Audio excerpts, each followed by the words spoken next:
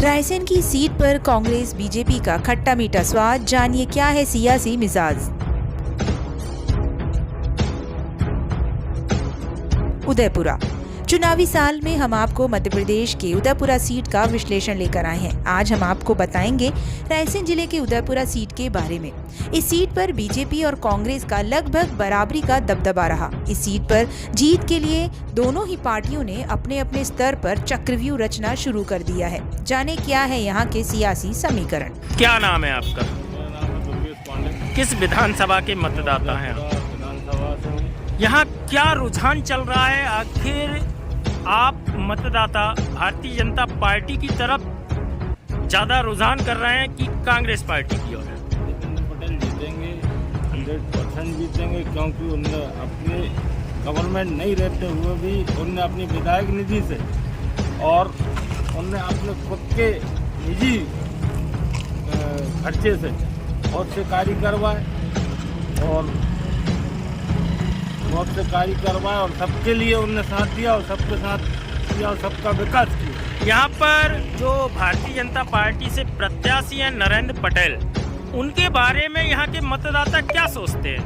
उनके बारे में इधर के मतदाता ये सोचते हैं कि वो अभी कोई 3 महीने से आए हैं और ये आदमी 5 साल से अपने विधानसभा में लगा हुआ है, हर घर का साथी है, वो आदमी पहले आए। जैसा कि भारतीय जनता पार्टी की सरकार ने जो लाडली बहना योजना चलाई है, क्या उसका कोई असर पड़ेगा चुनाव पर? लाडली बहना योजना तो उनने नारी सम्मान योजना को लाडली बहना योजना नाम दे दिया। 18 साल से कहाँ थी लाडली बहना योजना? 17 तारीख को सूरज की पहली किरण में जब मतदान करने जाऊंगा तो मुझे गर्व होगा। सबसे पहले राम जन्मभूमि मंदिर निर्माण की जो तारीख आई, मैं भगवान श्री प्रोग्राम को स्मरण करते हुए और मैं सबसे पहले मतदान भाजपा को करूंगा। रायसेन 17 नवंबर 2023 को होने वाले विधानसभा चुनाव का शोर मध्य प्रदेश के उदयपुरा विधानसभा क्षेत्र में भी सुनाई देने लगा है। गांव कस्बों की चौपालों से लेकर शहर की चाय की दुकानों पर बैठकर राजनीतिक के माहिरों ने चुनावी चर्चाएं शुरू कर दी हैं। मध्य प्रदेश की 230 विधानसभा में से एक उदयपुरा विधानसभा रायसेन जिले में आने वाली 4 विधानसभाओं में से एक है, जहां पर 1977 में पहली बार चुनाव हुआ था। अभी तक हुए चुनावों में जहां 6 बार बीजेपी तो 4 बार कांग्रेस के उम्मीदवारों की जीत हुई है। 17 नवंबर 2023 को होने वाला चुनाव दोनों ही पार्टियों के लिए आम नहीं होने वाला है। दोनों पार्टियों के बीच कांटे की टक्कर है। जीत के लिए दोनों ही पार्टियों ने अपने अपने स्तर पर चक्रव्यूह रचना शुरू कर दिया है, तो वहीं कार्यकर्ताओं में भी सक्रियता बढ़ गई है। मध्य प्रदेश का युवा तो बहुत बड़ी बड़ी समस्याओं से जूझ रहा है। आज अगर शिक्षा का स्तर देखा जाए मध्य प्रदेश में, तो शिक्षा का स्तर सबसे निचले स्तर पर है। आप पिछले साल 10वीं 12वीं का रिजल्ट देख लीजिए, जो सबसे ज़्यादा निचले स्तर पर रहा। आज जो छात्रवृत्ति योजनाएं चल रही थी मध्य प्रदेश में, वो सरकार द्वारा बंद कर दी गई हैं। बेरोज़गारी का आलम तो ये है कि प्रदेश में 40 लाख युवा बेरोज़गार हैं और सरकार सिर्फ घोषणा करती है, इसके अलावा कुछ नहीं करती। वर्तमान जो मुख्यमंत्री जी हैं वो कहते हैं कि हम युवाओं को नौकरी देंगे, रोज़गार करवाएंगे, ये योजना लेके आएंगे, वो योजना लेके आएंगे। स्वरोजगार योजना के नाम पर लोगों को फार्म तो भरवा लिए, लेकिन उनको 10 रुपये नहीं मिले। 10,000 की बात तो आज प्रधानमंत्री जी की योजना चल रही है, मुद्रा लोन योजना, वो सिर्फ कागजों में चल रही है और बैंकों में जाके आप देख सकते हैं कि फाइलें रखी हुई हैं मोटी। तो आज प्रदेश का युवा बहुत त्रस्त है इस सरकार से और वो सिर्फ बदलाव की ओर है और बदलाव उसे सिर्फ कांग्रेस सरकार ही उसे रोजगार दे सकती है। उसकी आशा की किरण बनी हुई है कमलनाथ जी। तो सिर्फ अब समय आ गया है बदलाव का। विकास 18 वर्षों से लगातार हो रहा है। कन्यादान लाडली बहना योजना तो विगत वर्षों में 5 वर्ष में विधायक कांग्रेस का होने की वजह से थोड़ा बहुत काम में अवरोध आया है, बाकी विकास पूर्ण भारत। उदयपुरा का सियासी ताना बाना। बात अगर उदयपुरा विधानसभा की सियासी विरासत की जाए तो यहाँ पर हमेशा से ही भाजपा और कांग्रेस के प्रत्याशियों के बीच में आपस में काफी कड़ी टक्कर रही है। यहाँ कभी भाजपा तो कभी कांग्रेस का दबदबा बना रहता है। यह विधानसभा जिले की अन्य विधानसभाओं की अपेक्षा हमेशा से परिवर्तन के लिए जानी जाती है। कभी भी यह विधानसभा किसी एक पार्टी का गढ़ बनकर नहीं रही। इस विधानसभा में भाजपा और कांग्रेस के बीच द्विपक्षीय मुकाबला देखने को मिलता है। भीतरघात के चलते 5 साल बाद भाजपा वापसी का सपना देख रही है, तो वहीं कांग्रेस को अपनी जीत बरकरार रखने की चिंता है। यदि बात कांग्रेस प्रत्याशी देवेंद्र पटेल की करें तो लगातार 5 वर्ष वह विधानसभा में सक्रिय रहे। अपनी विधायक निधि से अनेक गांवों में गौशाला, चबूतरा और उदयपुरा बरेली अस्पताल को एम्बुलेंस प्रदान की। इस विधानसभा की प्रमुख मुद्दों को लगातार विधानसभा में भी उठाते रहे हैं। दूसरी ओर भारतीय जनता पार्टी से प्रत्याशी नरेंद्र सिंह पटेल के लिए ये विधानसभा नई है। पहली बार इस विधानसभा से वह चुनावी मैदान में है। रामकिशन पटेल की हुई हार के बाद यहां कई दावेदार टिकट मांगने के लिए खड़े हो गए थे। टिकट न मिलने से भीतरघात की समस्या पैदा हो रही थी। वहीं यदि बात करें उदयपुरा के मतदाताओं की, तो यहां के मतदाताओं ने अपना मत स्पष्ट कर दिया था कि हमारे उदयपुरा से ही भाजपा अपना प्रत्याशी चुने। देवरी की भी स्थिति समान रही। मतदाताओं का मानना है कि यदि उदयपुरा के व्यक्ति को भाजपा टिकट देती है तो यहाँ का विकास बरेली की अपेक्षा काफी अधिक होता, क्योंकि आज की वर्तमान स्थिति में यदि बरेली, देवरी और उदयपुरा की तुलना की जाए तो बरेली में अधिक विकास हुआ है, तो वहीं उदयपुरा देवरी विकास के मामले में काफी पीछे है। यह पेच भी भाजपा को संकट में डाल सकता है। इस विधानसभा में लगभग 2,36,889 मतदाताओं में से 60% के लगभग युवा मतदाता है। इस बार मतदान चुनाव में युवाओं को रिझाने का हर पार्टी के प्रत्याशी लगे हुए हैं। क्या नाम है आपका? राजेंद्र सिंह रघुवंशी। किस विधानसभा के और किस ग्राम के मतदाता हैं आप? ग्राम छात्र तहसील उदयपुरा, जिला रायसेन।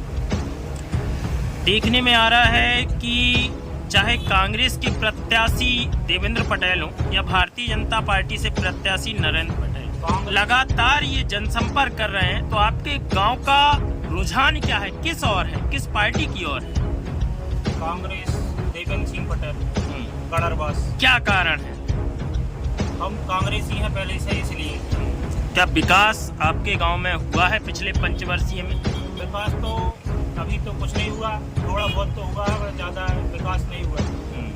पिछले पंचवर्षीय में आपकी पोलिंग भारतीय जनता पार्टी जीती या कांग्रेस? कांग्रेस जीती।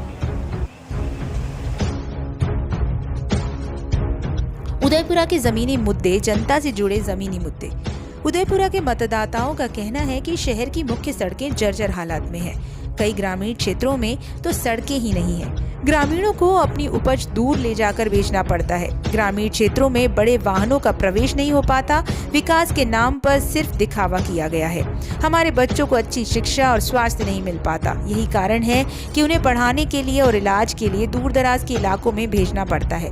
आज़ादी के इतने वर्ष बाद भी इस विधानसभा की 100 से अधिक गाँव में आदर्श शमशान घाट तक नहीं बन पाया है। युवाओं के लिए क्षेत्र में कई रोजगार नहीं है। क्षेत्र का 50% से ज्यादा युवा रोजगार की तलाश में पलायन करने को मजबूर रहता है। उदयपुरा से आशीष रजक। क्या नाम है आपका?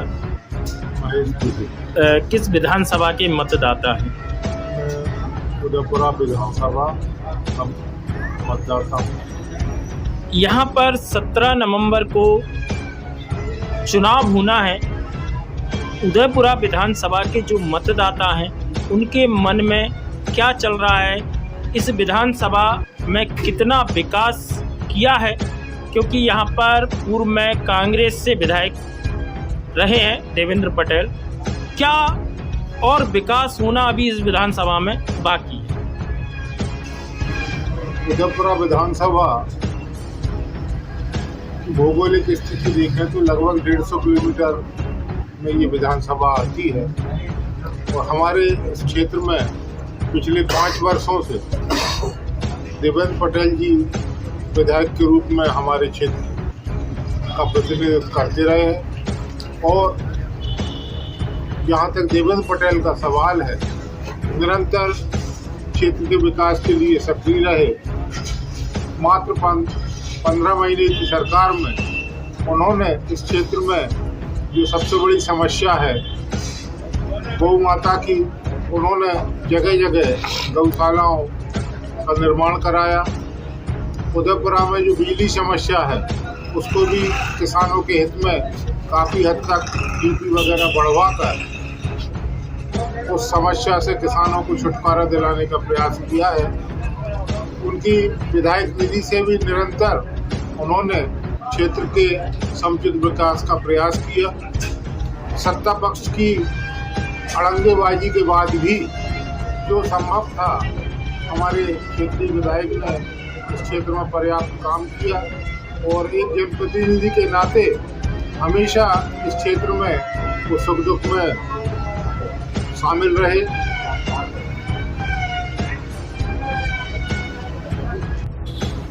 विधायक जी ने स्वास्थ्य सेवाओं में भी यहाँ लोग बहुत परेशान थे, तो उदयपुर और बरेली सामुदायिक स्वास्थ्य केंद्र के लिए अपनी विधायक निधि से मरीजों की सुविधा के लिए एम्बुलेंस की व्यवस्थाएं कराई।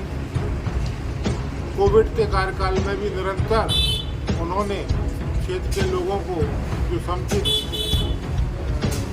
दवाएं और जो व्यवस्थाओं के लिए निरंतर लोगों का सहयोग करते रहे। मतदाता होने के नाते उदयपुरा विधानसभा के मतदाताओं का रुझान इस वक्त किस तरफ लग रहा है, फूल की तरफ या पंजे की तरफ? मतदाताओं का रुझान तो स्पष्ट रूप से आज हमारे प्रत्याशी देवेंद्र पटेल के पक्ष में निरंतर देखा जा रहा है। लोग जब तुलना करते हैं तो हमारे जो वर्तमान प्रत्याशी हैं उनका पिछले 5 वर्ष का कार्यकाल काफ़ी सराहनीय रहा। लोगों के बीच में रहे, लोगों की समस्याओं को समाधान करने की कोशिश की और जो वर्तमान विरोधी प्रत्याशी हैं उनका क्षेत्र से किसी तरह का कोई संपर्क नहीं रहा। तो लोग आज ये कहते हैं कि हम तो उनको जानते भी नहीं हैं। तो ऐसे प्रत्याशी को जो भोपाल और दिल्ली की राजनीति करे और क्षेत्र की जनता के बीच में न रहे, ऐसे प्रत्याशी को कम से कम इस क्षेत्र का मतदाता चुनना पसंद नहीं करेगा। और इस समय जो लहर देखी जा रही है, तो मैं ऐसा महसूस करता हूँ कि पिछले नतीजों को देखा जाए तो उससे अच्छे मतों से हमारे देवेंद्र पटेल विजयी हो रहे हैं और मध्य प्रदेश में कांग्रेस की सरकार। सुनने में आ रहा है कि उदयपुरा की चाय और गुमटियों पर ऐसी चर्चा चल रही, चूँकि आप भी एक मतदाता है, कि यहाँ से पूर्व विधायक रामकिशन पटेल ने भी टिकट मांगा। यहाँ के एक समाज सेवी हैं डॉक्टर देवेंद्र धाकड़, उन्होंने भी बीजेपी से टिकट मांगा। और यहाँ के जो स्थानीय नेता है, क्या बीजेपी में भीतरघात की समस्या है जिसकी वजह से जिसका नुकसान नरेंद्र पटेल को उठाना पड़ेगा और जिसका फायदा कांग्रेस प्रत्याशी देवेंद्र पटेल को मिल सकता है? अन्य लोग जो यहाँ पर अपना दावा प्रस्तुत कर रहे थे, जो लोग निरंतर उनकी पार्टी का काम करते रहते थे, उनको सबको दरकिनार करके किसी अपरिचित चेहरे को यहाँ से टिकट दिया।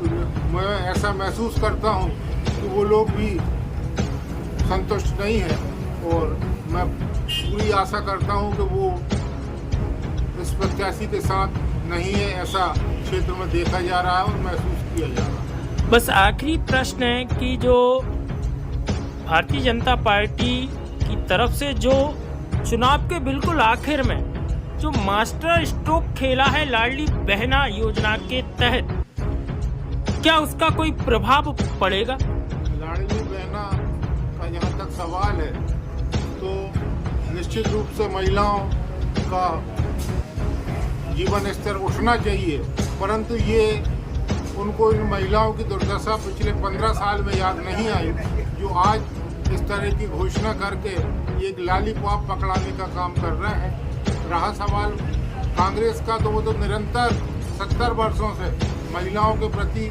पूरा सम्मान और उनके जीवन स्तर को उठाने का हमेशा प्रयास करती रही है और आगे भी करती रहेगी।